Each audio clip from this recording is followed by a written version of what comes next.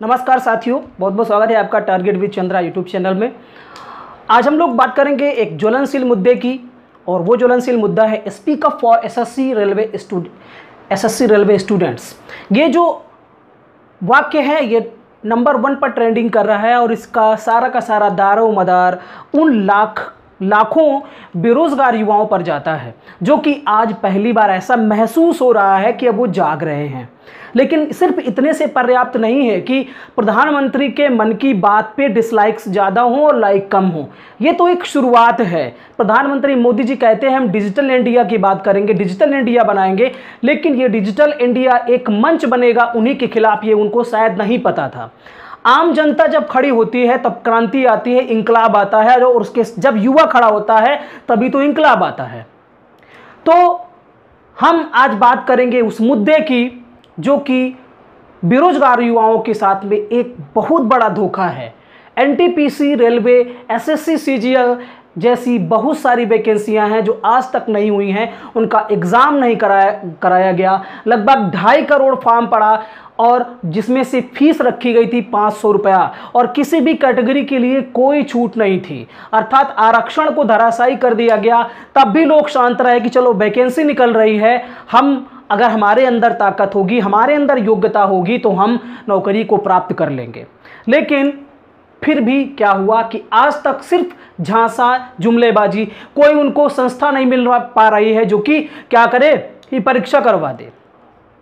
चुनाव की बात हो जाएगी तो वर्चुअल रैली हो जाएगी, अमित शाह जी वर्चुअल रैली कर लेंगे, सारे लोग वर्चुअल रैली कर लेंगे। लेकिन जब बात आती है बेरोजगार युवा के हक की तो कोई नहीं सुनता, कोई ध्यान नहीं देता है।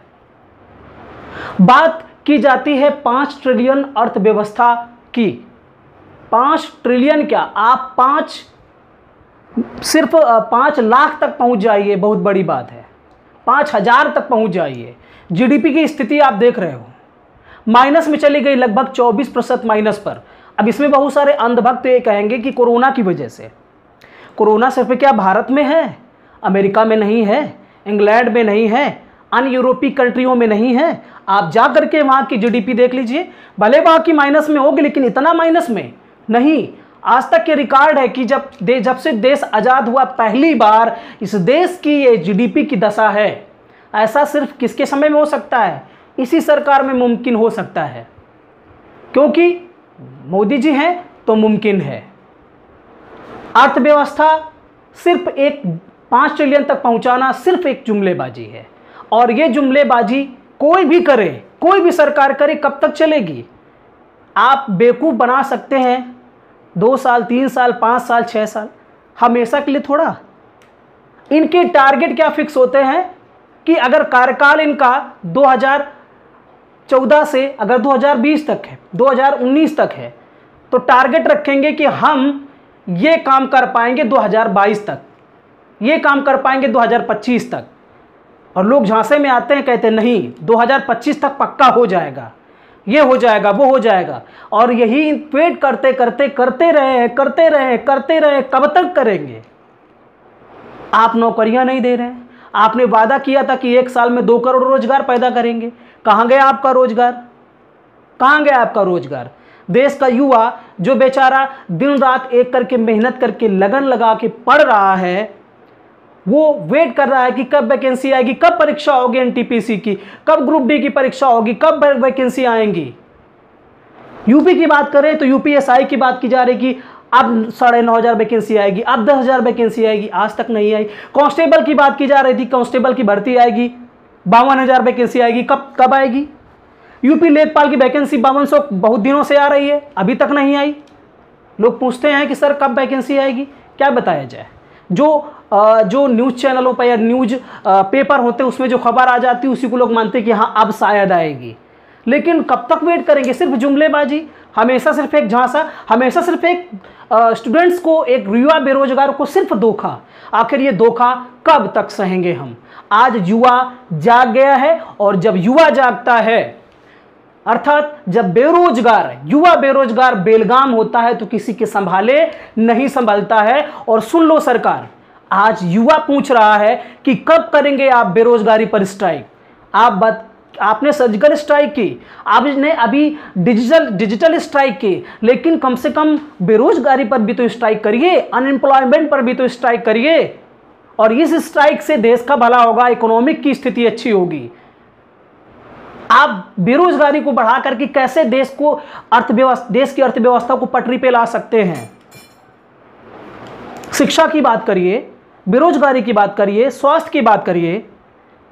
हमारे देश का चौथा स्तंभ मीडिया, जिसको देश के आम जनता की आवाज़ उठाना चाहिए, जिसको आवाम की आवाज़ कहा जाता है, उसमें कहीं भी किसी भी डिबेट में आज तक किसी भी न्यूज़ एंकर ने, अगर आपने सुना हो कि उसने बेरोजगारी पर बात की हो, नौकरियों पर बात की हो, शिक्षा पर बात की हो, स्वास्थ्य पर बात की हो। ये एंकर, बड़े बड़े चैनलों के एंकर, ये सिर्फ सरकार के सुरक्षा बंकर हैं, जो कि सुरक्षा बंकर बन करके सामने आते हैं और ना तो किसी भी युवा बेरोजगार की बात करते हैं, ना गरीबी की बात करते हैं। और हम जैसे बेवकूफ़ लोग इन्हीं चैनलों को नंबर 1 पर बना लेते हैं, नंबर 1 कर दे रहे हैं।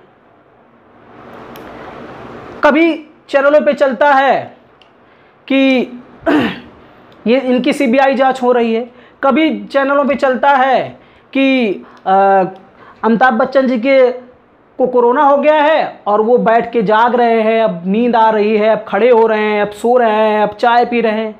ये मुद्दे, इन मुद्दों पर डिबेट होती है। अरे कभी किसी भी न्यूज़ एंकर ने आज तक डिबेट की बेरोजगारी पर?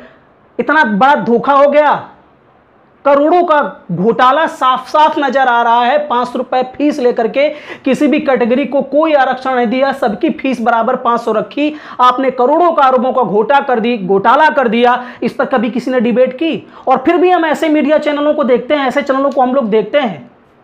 बायकॉट करिए, समय आ गया है। ऐसे चैनलों को मत देखिए। यही अब हमको डिजिटल स्ट्राइक करने की आवश्यकता है। युवा बेरोजगार को डिजिटल स्ट्राइक करने की आवश्यकता है। युवा बेरोजगार का ये मुद्दा है, लेकिन एक खुशी की बात है कि ये जो कैंपेन चलाया जा रहा है, बहुत सारे जो कोचिंग इंस्टीट्यूशंस हैं उनके द्वारा शुरुआत की गई है। मैं उनको बहुत बहुत हार्दिक बधाई देता हूं कि वो सब एक हो रहे हैं और साथ साथ में इनके साथ में पीछे से युवा बेरोजगार भी लगा हुआ है। और आज उसी का नतीजा है कि ट्रेंड 1 पर ट्रेंडिंग नंबर टॉप पे आ गया है आपका speak up for SSC railway exam students, SSC railway students top trending पे चल रहा है। लेकिन अभी भी ऐसी कोई खबर नहीं आई है कि सरकार के कानों तक ये आवाज पहुंची हो। दोस्तों, आप युवा हैं, आपके अंदर वो जज्बा जुनून है कि आप भगत सिंह बन सकते हैं, आप चंद्रशेखर आजाद बन सकते हैं। भगत सिंह ने असेंबली पर बम फेंका था और वो बम सिर्फ ऐसा ही बम था, धुआं वाला, सिर्फ इसलिए ताकि बहरी अंग्रेज सरकार तक बात पहुंच पाए। और आज वो समय है कि इस बहरी सरकार तक हमें अपनी बात पहुंचानी है। और अगर आज नहीं पहुंचाए, अगर आज नहीं किया, आज नहीं जागे तो कब जागेंगे? फिर कभी कुछ नहीं होने वाला है। आगे चल करके आप गुलाम बनेंगे। निजीकरण हर चीज संस्थाओं का हो रहा है।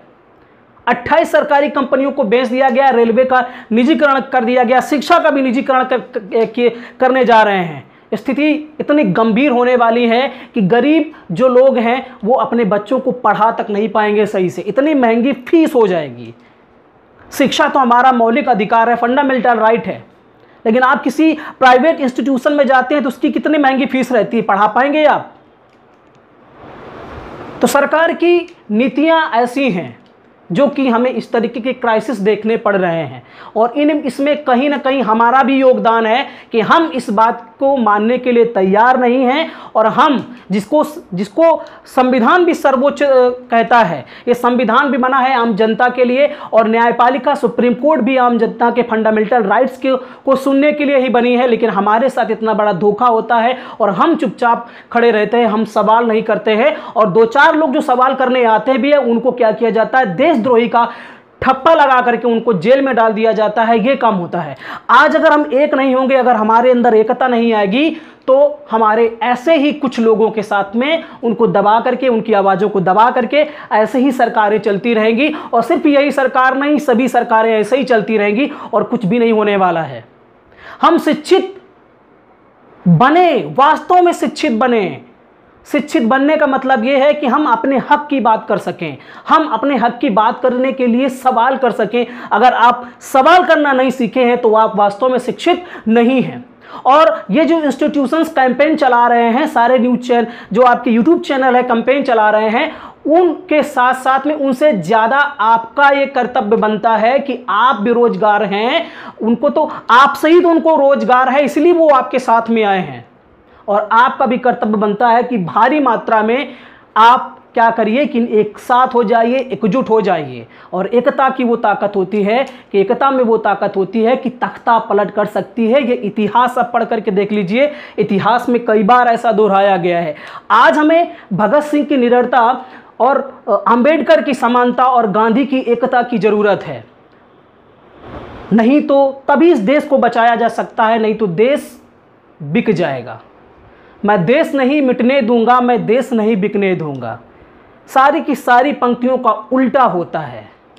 आपको खिलौने बनाने की बात की जाएगी, खिलौने की बात की जाएगी, आप खिलौने बेचोगे, आप पकौड़ा तलोगे, यही होगा। सिर्फ ये सबसे बढ़िया रोजगार है और यही रोजगार आपको दिया जाएगा और बड़ी बड़ी डिग्रियां लेकर के आप यही रोजगार करेंगे। नीट का एग्ज़ाम ज़बरदस्ती करवाया जा रहा है, बीएड का एग्ज़ाम ज़बरदस्ती करवाया जा रहा है, क्योंकि क्या होगा, फिर ढेर सारी फीस वसूली जाएगी, मनमानी फीस वसूली जाएगी, कॉलेजों के द्वारा मान्यताएं ली जाएंगी, वो फीस सरकार के रेवेन्यू पे तक पहुंचेगी, उनके पास पैसा आएगा और फिर क्या होगा, फिर और बेरोजगार बढ़ेंगे और फिर वही चीज़ होगी कि कोई नौकरी नहीं। और यही होगा, इतनी बड़ी इकोनॉमिक क्राइसिस आने वाली है कि जो लोग नौकरी कर रहे हैं उनको नौकरी बचाना मुश्किल पड़ जाएगा, वो नौकरी बचाना पड़ रहा है उनको, और जो जिनके पास नौकरी नहीं है उनको नौकरी मिलना बड़ी मुश्किल है। तो जिनके पास नौकरी नहीं है उनको पाना मुश्किल है और जिनके पास है उनको बचाना मुश्किल है। ये देश को चिंता में डाल दिया है इन्होंने, इस सरकार ने।